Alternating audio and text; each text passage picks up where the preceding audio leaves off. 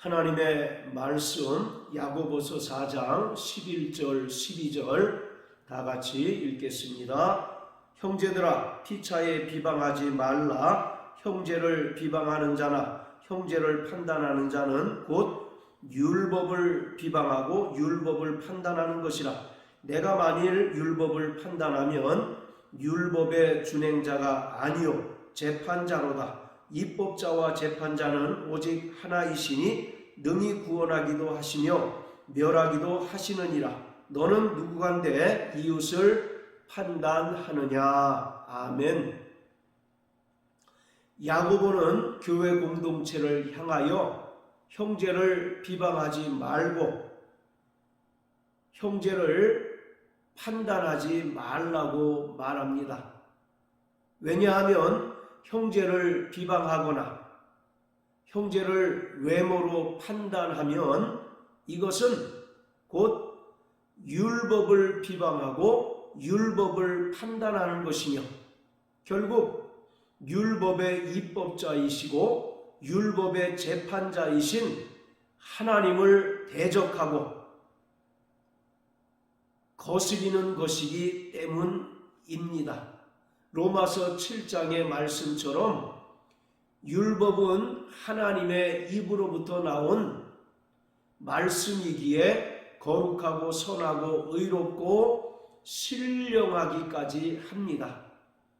이러한 율법을 세우신 이가 하나님이시며 또 율법을 통해서 심판하시는 이도 하나님이십니다. 다만 인간은 하나님께서 세우신 이 율법을 순종하고 준행할 따름이지 결코 율법을 판단할 권한도 주어지지 않았습니다. 그렇기 때문에 구원받은 성도들은 그 율법의 계명을 따라서 철저히 하나님을 사랑하고 또 이웃을 섬기며 사랑하는 자가 되어야 합니다. 11절에 보면 형제들아 피차에 비방하지 말라고 말합니다. 여기서 비방하다라고 하는 말은 타인을 멸시하다라는 의미입니다. 모든 인간은 하나님의 형상대로 지음받은 존귀한 존재입니다.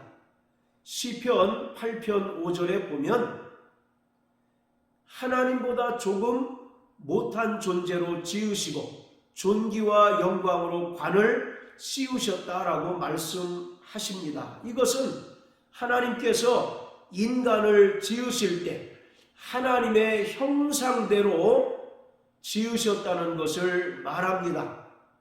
인간을 제외한 모든 피조물은 각각 그 종류대로 창조하셨지만 인간만큼은 하나님의 형상을 따라 지으셨는데 이것은 인간을 향한 하나님의 특별한 목적과 계획과 섭리가 있다는 것을 말하고 있습니다. 이처럼 모든 인간은 하나님의 형상대로 지음받은 존귀한 존재이지만 형제를 비방하고 멸시하는 것은 곧 형제를 지으시고 또 창조하신 하나님을 멸시하고 하나님을 비방하는 것이기 때문에 이것은 결국 하나님께 범죄하는 것입니다. 하나님께서 모세를 통해서 이스라엘에게 주신 율법은 철저히 하나님을 사랑하고 또 이웃을 사랑하라고 주신 계명입니다. 10계명을 두 부분으로 나눌 수 있는데 1계명부터 4계명까지는 하나님을 사랑하는 계명입니다. 그리고 5번째부터 10번째까지는 이웃을 내 몸과 같이 사랑하라 하신 계명입니다. 이것을 예수님께서 마태복음 22장에서 다시 한번 확인하시고 강조하십니다. 어떤 율법사가 예수님께 찾아와서 율법 중에 어떤 계명이 가장 큽니까? 라고 물었을 때 예수님께서는 첫째는 이것이니 너희가 마음을 다하고 뜻을 다하고 성품을 다하여 주 너희 하나님을 사랑하라. 이것이 크고 첫째 되는 계명이고 둘째는 내 이웃을 내 몸과 같이 사랑하라. 이것이 온 율법과 선지자의 강령이다라고 말합니다. 즉 수직적으로는 하나님을 사랑하되 마음을 다하고 뜻을 다하여 목숨을 다하여 사랑하라 하신 것이고 또 수평적으로는 이웃과 형제를 자기 몸처럼 사랑하라고 명령하신 계명입니다. 자, 그런가 하면 사도 바울 역시 로마서 13장의 말씀을 통해서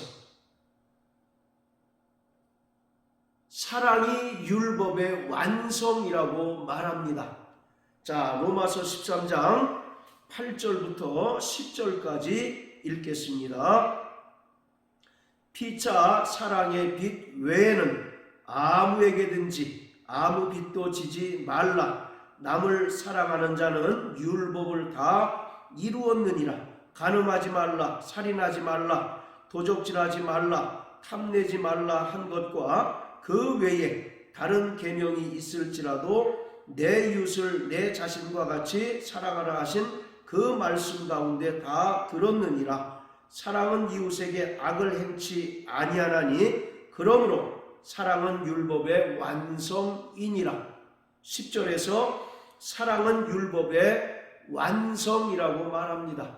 하나님을 자기 목숨보다 더 사랑하고 또 이웃을 사랑하되 자기 몸처럼 사랑하라 하신 것이 바로 율법의 강령이라는 것입니다. 이것을 완벽하게 성취하신 분이 바로 예수 그리스도이십니다.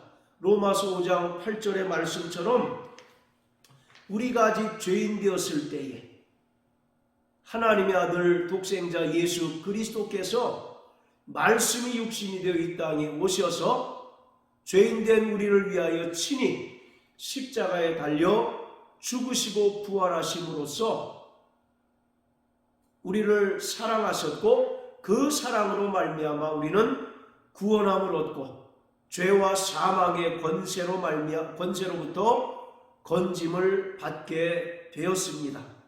우리가 아직 죄인 되었을 때에라고 하는 말은 우리가 예수님의 사랑을 받을 만한 자격과 조건이 갖춰지지 않았다는 것입니다. 그럼에도 불구하고 주님은 우리를 자기 목숨을 내어주면서까지 사랑하셨고 그 사랑으로 우리가 구원함을 얻어서 하나님의 자녀가 되었습니다. 그렇기 때문에 그 사랑으로 구원받은 성도들 또한 마땅히 하나님을 사랑할 뿐만 아니라 또 이웃을 형제를 자기 몸과 같이 사랑해야 합니다. 요한복음 15장에 주님께서 제자들에게 말씀하시기를 너희에게 새 계명을 주노니 너희가 서로 사랑하라. 내가 너희를 사랑한 것 같이 너희도 서로 사랑하라. 너희가 서로 사랑하는 것을 봄으로써 나의 제자가 된 줄 알겠노라 라고 하셨습니다. 이처럼 우리는 주님으로부터 새 계명을 받은 자로서 마땅히 주님께서 우리를 사랑하셨던 것처럼 형제와 이웃을 사랑하는 자가 되어야 합니다. 그러기 때문에 형제를 비방하고 형제를 판단하는 것은 율법을 범하는 죄이며 또 최종적으로는 하나님을 거스리고 대적하는 죄입니다. 자, 야고보서 2장 8절 9절을 보겠습니다. 너희가 만일 경에 기록한 대로 내 이웃 사랑하기를 내 몸과 같이 하라 하신 최고한 법을 지키면 잘하는 것이거니와 만일 너희가 외모로 사람을 취하면 죄를 짓는 것이니 율법이 너희를 범죄자로 정하리라. 8절에서 내 이웃 사랑하기를 내 몸과 같이 하라 하신 그 계명이 최고의 계명이라는 것입니다. 그런데 너희가 그 계명을 거스려서 사람을 외모로 취하면 이것은 죄를 짓는 것이고 이러한 자들을 율법은 바로 범죄자로 정죄한다고 말씀합니다. 우리는 형제를 비방하거나 또 형제를 판단할 아무런 권한을 가지지 못했습니다. 다만 우리는 형제와 자매를 사랑할 의무밖에 없는 자들입니다. 우리는 사랑의 빚을 진 자로서 형제를 긍휼히 여기고 또 줄이고 목마른 자들을 행함을 통해서 자신의 믿음을 표현하고 사랑해야 할 의무를 지닌 자이지, 마치 자신이 재판자처럼 형제를 비방하거나 형제를 판단할 의무는 주어지지 않았다는 사실을 우리는 분명하게 깨달아야만 합니다. 창세기 3장 22절에 보면 하나님께서 범죄하여 타락한 아담을 향하여 이가 선악을 아는 일에 우리 중 하나같이 되었다라고 말합니다. 여기서 선악을 아는 일이라는 것은 바로 선악을 판단하는 것을 말합니다. 죄를 범한 자들에게서 가장 뚜렷하게 나타나는 특징이 자신이 하나의 기준이 되고 자신이 재판자가 되어서 타인을 판단하고 타인을 재판하는 자리에 선다는 것입니다. 오직 선악을 아는 일은 하나님의 고유의 권한입니다. 하나님께서만이 선악을 판단하시고 구원하기도 하시고 또 멸하시는 분이시지 그 권한을 인간에게 부여하신 적이 없습니다. 그러나 죄를 범하고 타락한 자들은 자신을 스스로 하나님의 반열에 높여서 자신이 하나의 재판자가 되어서 선악을 판단하고 또 이웃을 인간을 판단하는 일에 주저하지 않습니다. 이러한 것은 죄를 범하고 타락한 자들에게서 항상 나타나는 가장 뚜렷한 특징입니다. 그렇지만 예수님의 은혜로 말미암아 죄에서 구원받은 성도들은 판단하는 일이 자기에게 주어지지 않았다는 사실을 분명히 아는 자입니다. 그렇기 때문에 우리는 하나님께서 우리에게 부여하신 그 계명을 준행하고 순종함으로써 마땅히 형제와 자매를 사랑하고 또 사람을 외모로 보지 않고 주님께서 우리를 사랑하신 것처럼 마땅히 사랑하는 자가 되어야 합니다. 그리스도의 몸된 교회는 철저히 주님의 사랑을 기반으로 세워진 공동체입니다. 그렇기 때문에 교회는 마땅히 사랑하고 또 마땅히 형제와 자매를 내 몸처럼 사랑하는 공동체이어야 합니다.